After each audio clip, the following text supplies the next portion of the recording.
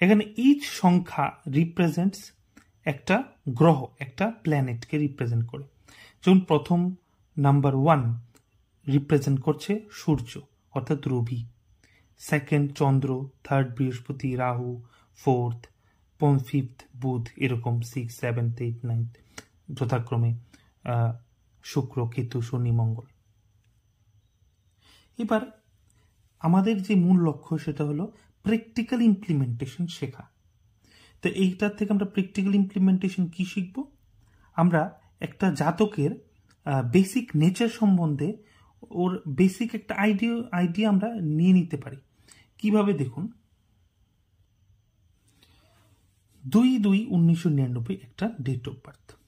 তো আমরা এই ডেট অফ বার্থ থেকে দুটো জিনিস ইজিলি বের করে নিতে পারি, একটা মূলাঙ্ক, একটা ভাগ্যাঙ্ক।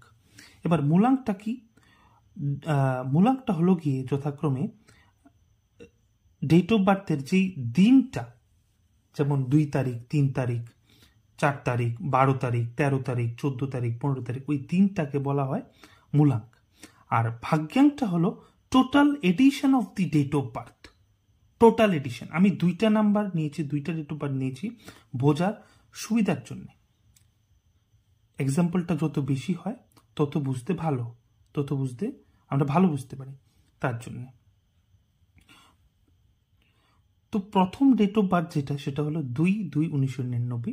সেটাতে আমরা ইজিলি বুঝতে পারি যে 2 হলো তার ডেট অফ ডেট এবং 2 হলো গিয়ে মূলাঙ্ক।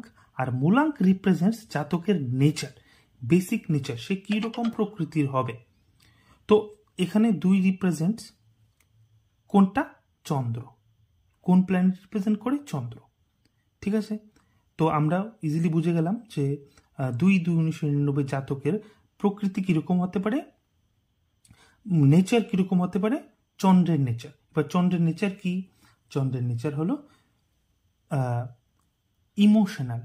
চন্দ্রের নেচার হলো একটা মাতৃত্ব ভাব।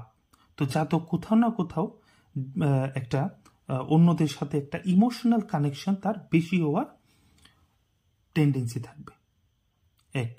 একটু মুডি হবে, চন্দ্রের যে নেচার সেইগুলা। এইবার তার যদি আমি ভাগ্যাঙ্ক বিচার করি এই 2/2/1999, তাহলে কি দাঁড়াচ্ছে?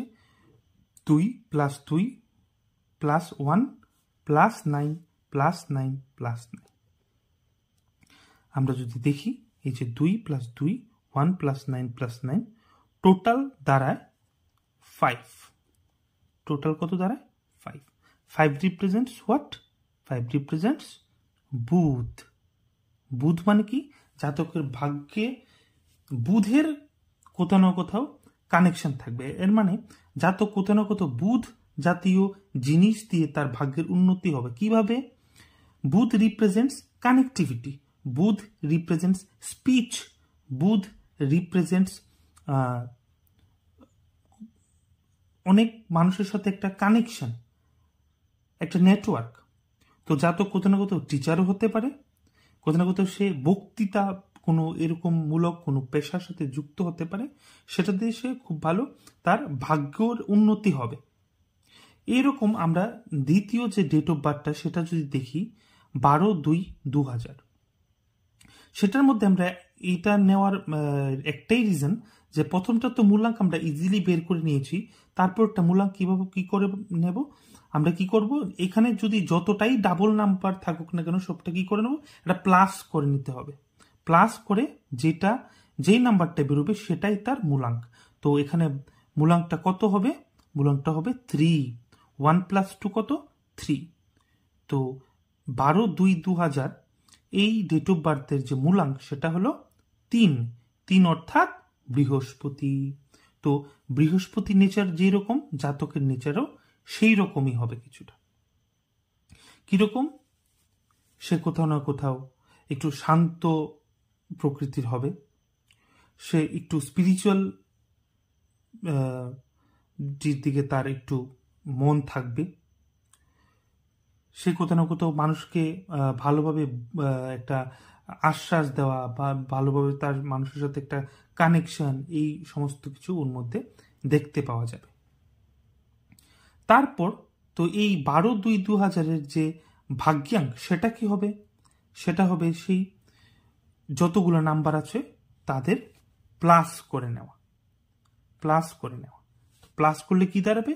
1 + 2 1 + 2 + 2 + 2 টোটাল কত আসে? 7। 7 অর্থাৎ কেতু। Ketu represents what?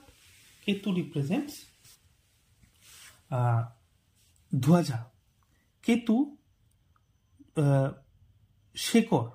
কেতু হলো গিয়ে কোথাও না কোথাও কোনো কিছুর গভীরতা।